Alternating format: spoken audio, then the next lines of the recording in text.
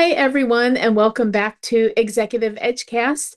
I'm your host, Margaret Bouse, and today we're going to be talking about music and soundscape production with Jesse Walsh.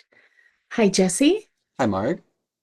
Welcome. Jesse is a music composer and audio producer, and he also works with us on the Executive Edgecast. So, Jesse, would you like to share a little bit about your background, please?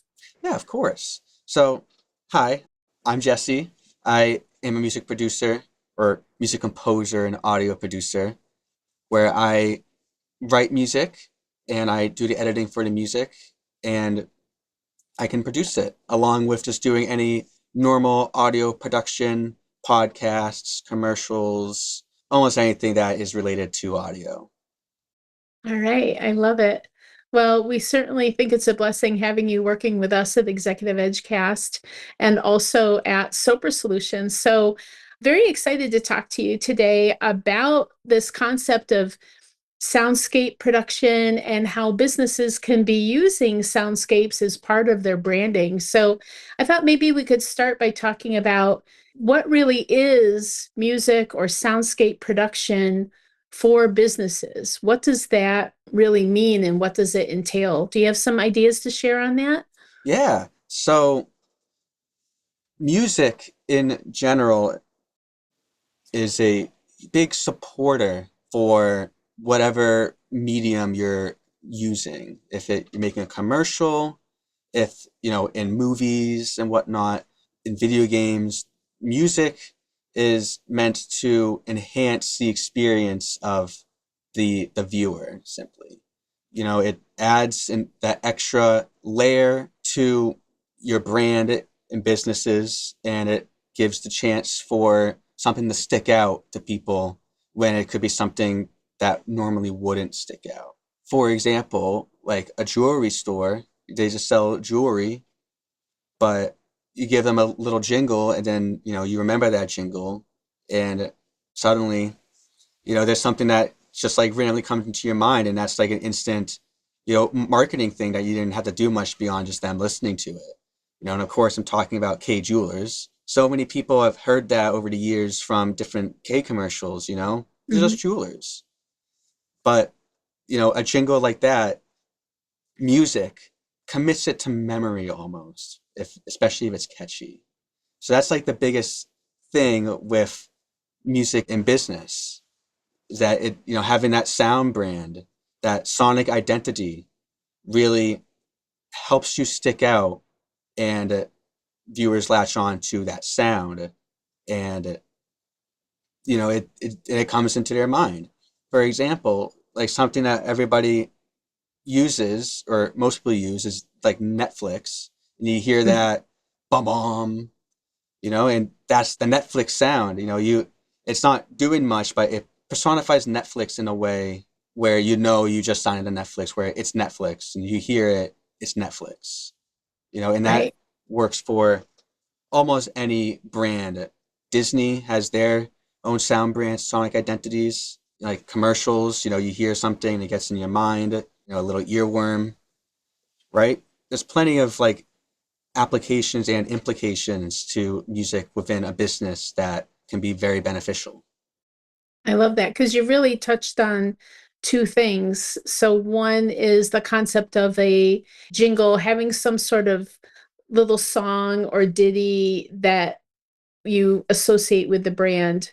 Using your K example has always made me think then of K as a romantic jeweler, Right. like where you would go if you wanted to get a promise ring or engagement ring or anniversary because they're associating their jewelry with kissing and with love. So I always, really resonate with that idea. I think it's really great branding. And then when you're talking about Netflix, even if you're two rooms away, if someone in your family or in your household turns on Netflix and you hear that sound, you can be across the house and you hear that sound and you know that they're loading up Netflix. Right. There's something experiential that's going to happen next, right? It also makes me think of the THX when you go to the movie theater and they've got that really amazing surround sound, and you get that movement. All of that is kind of experiential to some degree, and those are often called sonic branding or sonic logos, where it's not so much a ditty, but it's more a unique sound specific to that brand. I grew up with like the NBC Peacock, for example, which is only 3 notes. It's not a song, but it's absolutely iconic. And you knew when you heard that you were on the NBC channel. So I love this. I think it's really interesting for businesses to think about music or sonic logos as part of their branding because it's not necessarily intuitive.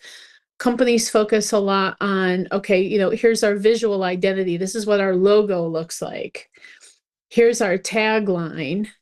But I think music is becoming more and more important because marketing is becoming more and more multi-channel.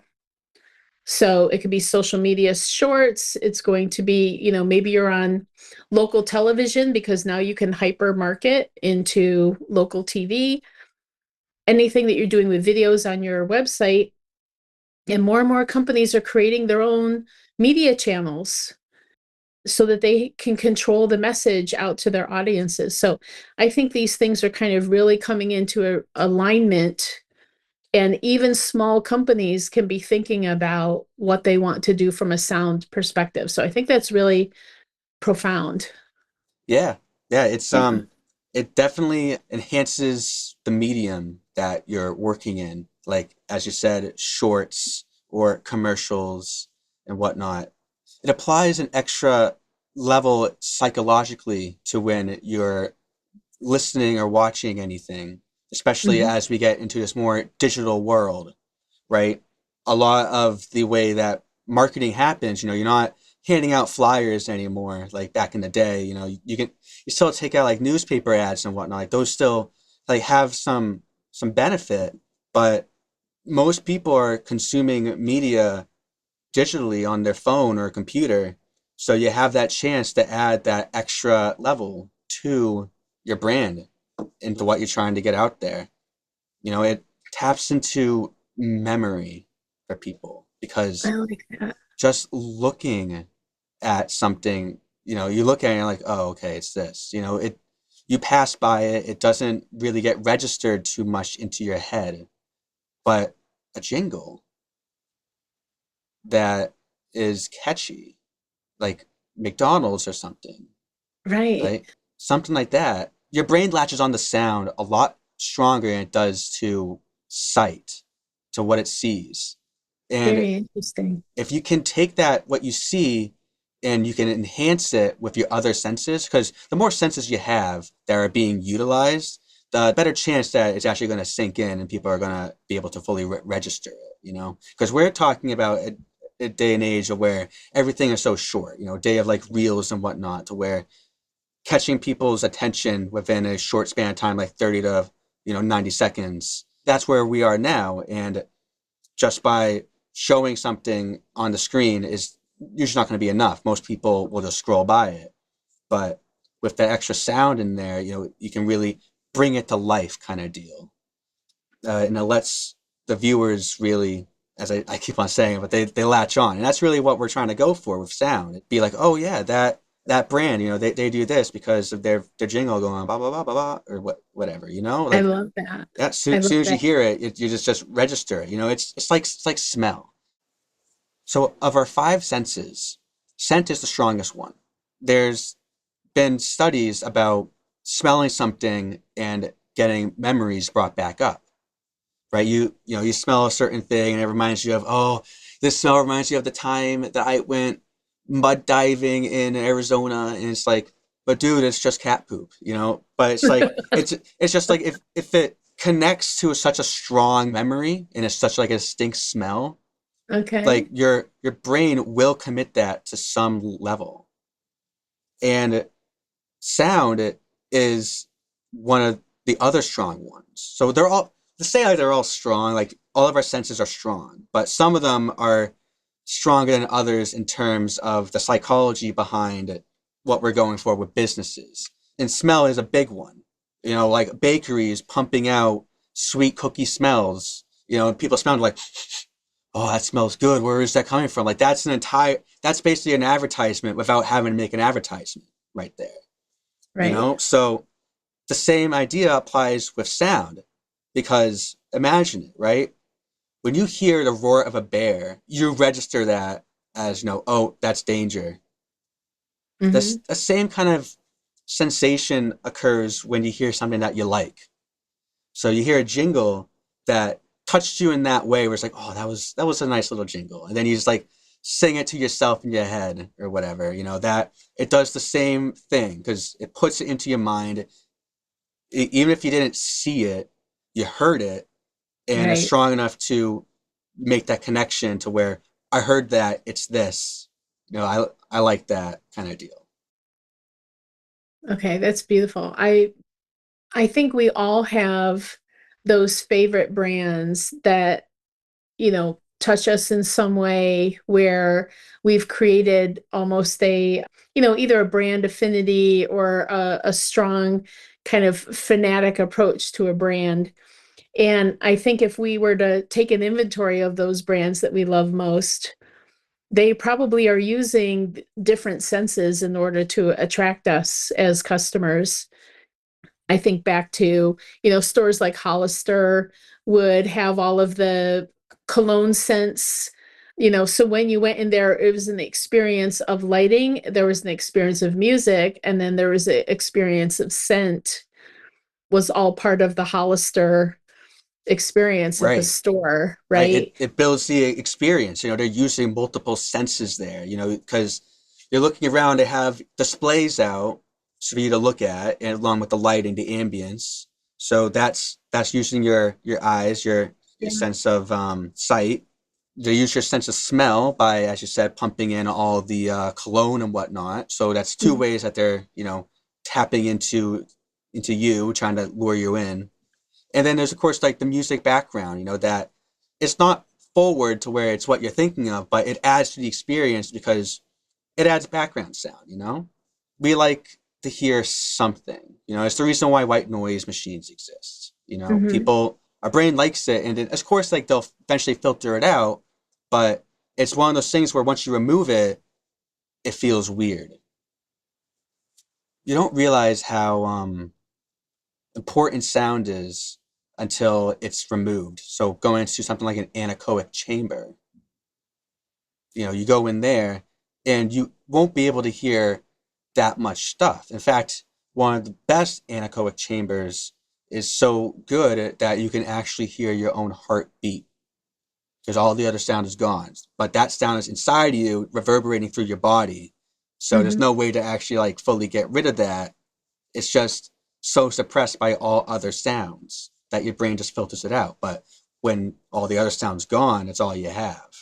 Oh, And interesting. not a lot of people can actually stand it.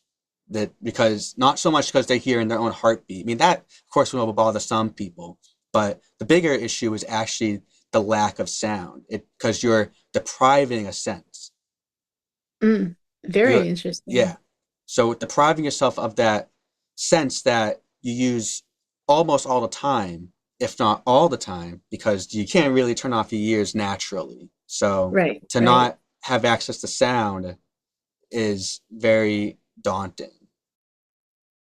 Okay, very interesting. Very interesting.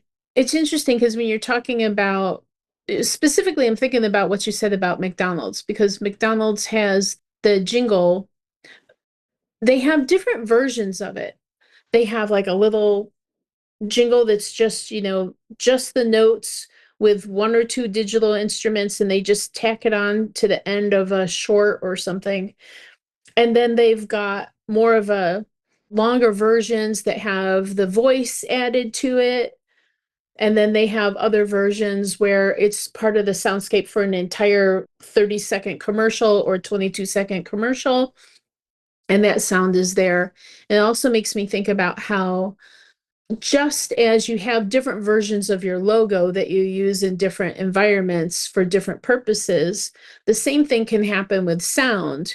You can have like a really short soundbite piece of it. You can have a longer piece with or without voice, or with or without certain kinds of instrumentation. And then there can be like a longer, bigger part of it that you would use in something like commercials or on your website, in your podcasts, all of that sort of stuff. So I think thinking of it as not just one thing, but if you go into this concept of bringing music to your brand, think about all the different scenarios where you might want to enhance that experience with sound. And it doesn't have to be one singular thing, as long as those family of sonic elements go together, they can still create that resonance, even when the medium itself might be very different, different lengths, different approaches, different environments. I like the idea of thinking of it as a collection versus, one singular thing. Right. Yeah, because it can be multiple things. You don't have because you can have like with McDonald's, they have that little jingle, but they're able to change it, expand upon it. They have what we would call a sound palette of where they have specific sounds and specific gestures that they can do to evoke the idea that it's McDonald's related. And this also ties into something that music can do with your brand, which is help with indicators, like subconscious indicators of what people you're trying to attract. So That makes sense.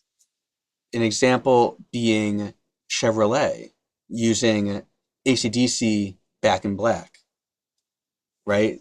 It's I love those AC/DC, commercials. Yeah, they are fantastic, but AC/DC is like classic dad rock, you know? it is. So it kind of, they don't say it, but it helps point towards the direction that their target audience is more so for guys in their like middle age, like 40 to 60. Okay. They're not looking for teenagers. They're not looking for like the elderly per se, Right. you know. So they're looking for like a specific group of people that would be in need of a truck like that because they're playing music that they'll like. Because you play a song that they'll like, they're like, oh, I'll just listen to the commercial just for the music. Like how often have you heard that before for like something? Yeah, I love that. So as marketers, you're trained to think about your ideal customer profiles, and you're trained to kind of figure out how to get in their heads and understand their preferences and what's meaningful to them and how you can resonate your messages with them. And so it sounds like that's part of it. So Chevy Trucks obviously has a very clear ideal customer profile or ICP, and then they've tied the music into it. A lot of smaller companies, obviously, they aren't going to be able to necessarily license a big sound like that, right? Right, So something that's hot right now is Ozempic. And Ozempic uses an actual song, and then they've repurposed it for their brand. And it kind of brings, when you were talking about earlier, this concept of memory and how it can be used to kind of hook someone in, they're leveraging existing memories of a song that has already been in people's lives for decades and then bringing it to their brand to help create that resonance and that recognition, associating themselves with that sound. So it sounds like Chevy's doing that same thing. Everybody knows the song, right, you know, everybody knows the song unless you're maybe 14 or younger, but everybody else knows it. And so leveraging that and bringing that to your brand is great, but small companies can't do that. So really what we're talking about for maybe the ideal audience for Executive Edgecast would be people creating their own soundscape, their own sonic logos, their own music as part of their branding, and then they don't have to worry about licensing it or paying a fee every single time it appears in an ad or appears on social. They get to basically invest in it but then own it for life. right. Because doing that creates your own unique sonic identity. While music licensing and taking music and then repurposing it for your brand, like what Ozempic did, that's something that bigger companies can do because that costs some serious money to be able to get Hmm. some Hmm. rights to that. But that shouldn't take away from the idea of getting a unique sound because a unique sound will always not only be yours, but it'll always be considered part of that company. People listen to, like, for example, like Chevy Back in Black. People hear the commercial and they're seeing the Chevys, but they're also hearing AC/DC. So where Hmm. they'll think about AC/DC as well, not just Chevy. You're sharing it with that band or with the Hmm. producer, whoever Hmm. owns the rights to it. Hmm. Whereas with your own, you have everything. People hear it and they only think of you and the company.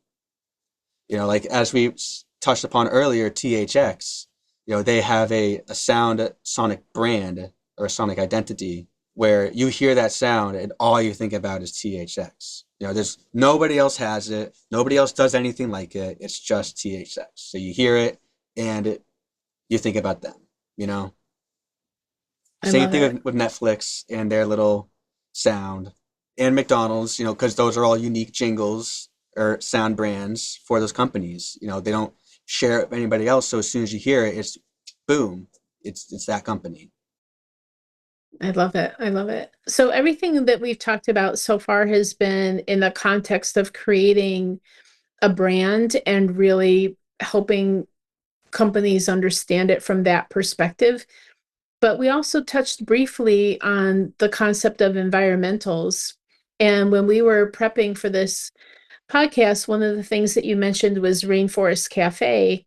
And so they have more of a soundscape than a music track. So maybe share a little bit about that and kind of what your thoughts are on soundscapes, not just branding music. Right. So with a soundscape like that, you're enhancing the atmosphere and experience of being within that brand or company. This isn't really something that can apply to like Google per se because you can't go into Google. It's a computer program. You can go to like Google headquarters, but it's just going to be headquarters.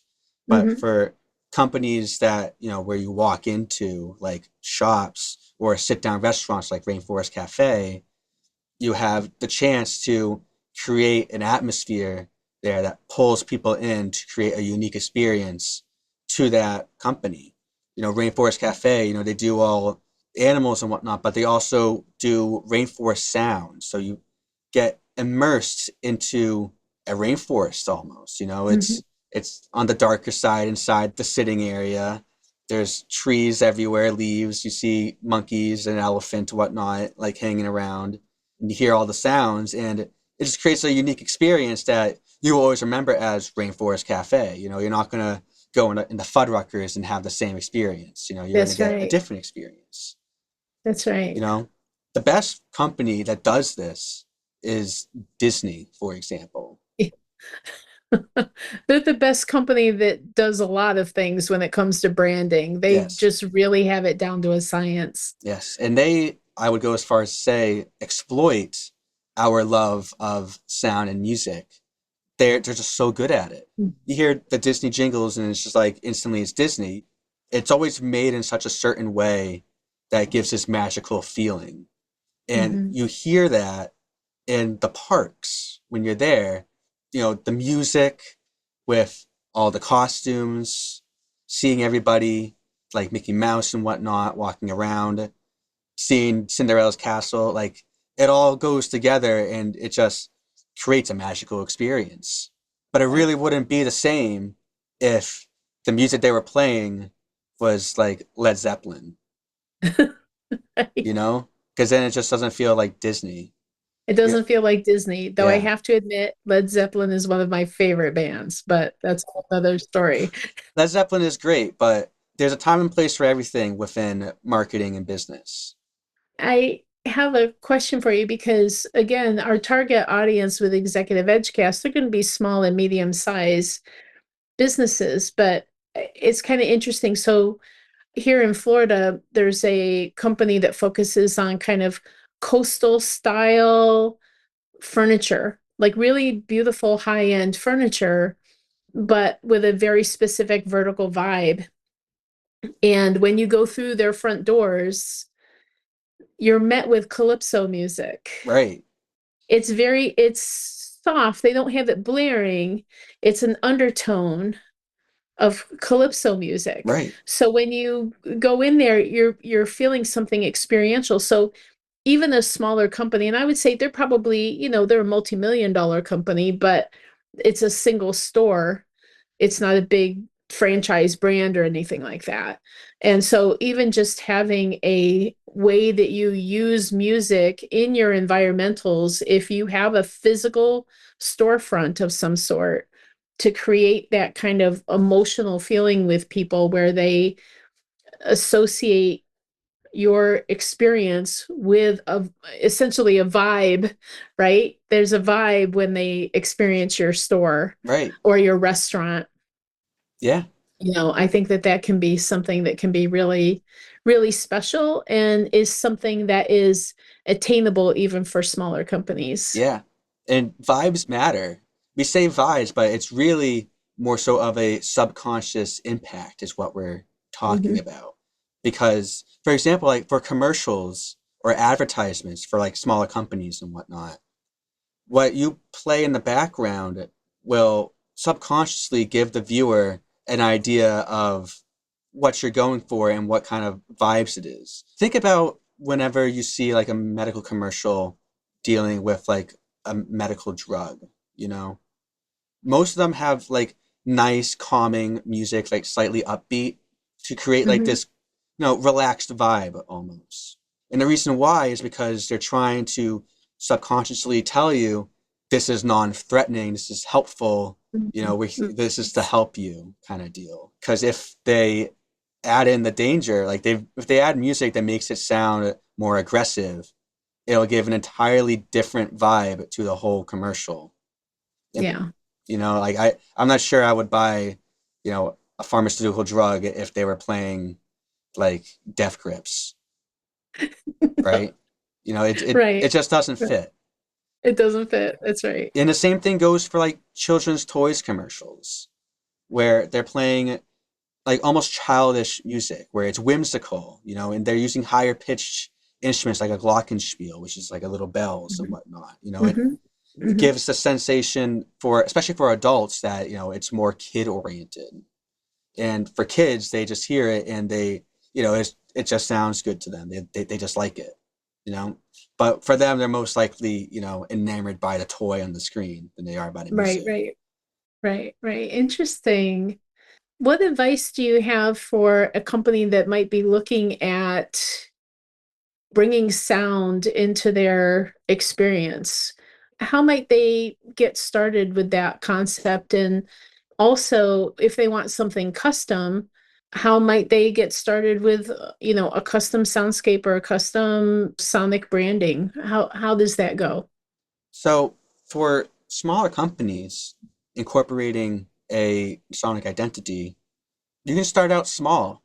You can take your initial logo, like your splash screen that you put on your advertisements and whatnot, and you can start off with just a little jingle to go along with that. It doesn't have to be Mhm. long, it doesn't have to be huge, it just has to be just something that adds a little bit of extra flavor that can catch people's attention, the draw to it. Okay. Same thing with background music in their advertising. They can just add something simple and small. It doesn't have to be any big, huge projects. It's just as long as there's something there to help enhance what they're putting out there. Okay. So not everybody knows this, so I'm going to share it. And some people listening will know it, but some people won't. Music tends to be copyrighted, and the people who own the music own the sound. And what that means is you are not supposed to and cannot legally use that sound as your own. So I know it's very easy now with digital tools and social media tools to sample music from other creators and to go and try and pull that into your logo identity, but you actually can't do that. So the folks at Chevy, they paid to be able to use Right. ACDC, Yeah. right? You have to pay to be able to use those Yeah, things. You can't Ozempic just take paid, it. Right. right? Ozempic paid to be able to use the It's Magic song. So I think it's important for people to understand if they're going to try and do sound for their smaller, medium-sized business, it's important to work with someone like Jesse to go and create your own. And there are some online tools, and we're going to have a future podcast where we're going to talk more about the actual production of sound and music for brands.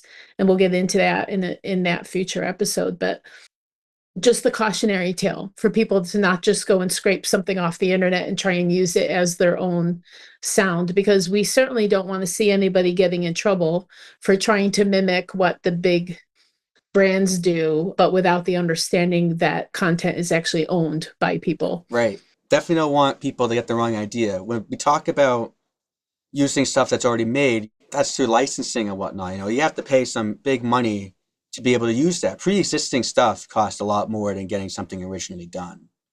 Mm-hmm.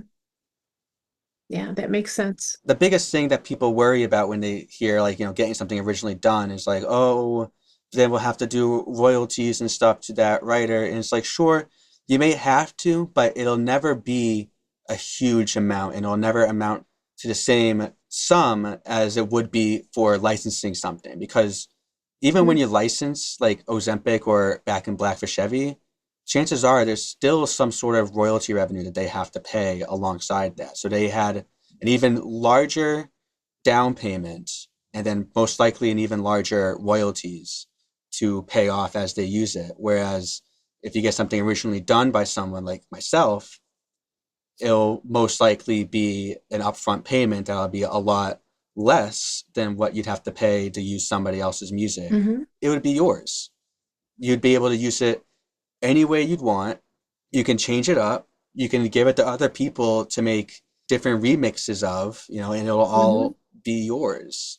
Remixes are really big. Yeah, Remixes are really big right now, where people will take something and, create a social post around it or whatever. So those kinds of things also have resonance. It's nice to see that kind of creativity happening that can further the brand, further the reach of the brand, because you've created it in a way that other people can amplify. right. That also ties into something else that having your own music can do for you. And this isn't something that you yourself as the company can really push or work on. It just happens organically, especially better chances if you have your own material, which is memes, Mm-hmm. to put simply, because music that pre-exists people have heard, people will make jokes about it and whatnot, but that'll be separate. Whereas if you make something for your company that is for you and somebody takes it and makes a joke out of it, that amplifies your reach immensely because then you got a lot of people looking at it just for entertainment, not just as an advertisement, right? Interesting. Interesting. So Burger King made an ad where they go like Whopper, Whopper, Whopper, Whopper Jr. And Mm. somebody made a meme of it where they put that to Harder, Better, Faster, Stronger by Daft Punk. Daft Punk, yeah. We'll put a link in the description for people to Okay. check it out. But it's pretty good. It's funny and of course it's a little dumb, but that's the whole point of it being entertaining. That's actually making me think of a potential like guerrilla marketing activity, which would be you put out your sound, put it out on your social, and then have a contest or something for your followers to say, take our ad, take our music, turn it into something fun and creative, post it on your channel and tag us. And we're going to pick the best five. And for the best five, you're going to get, 10 meals free or, whatever. It might be kind of fun to do something like that, just to kind of expand your brand by getting other people talking about you and talking about your brand. Those could be fun. It depends on your brand and whether or not you want those kinds of fun things. Right. So, A law firm may not want it, but a restaurant may. A Right. funeral home's not going to want it. Probably, most likely, Probably a not. funeral home wouldn't want it, but a clothing store may.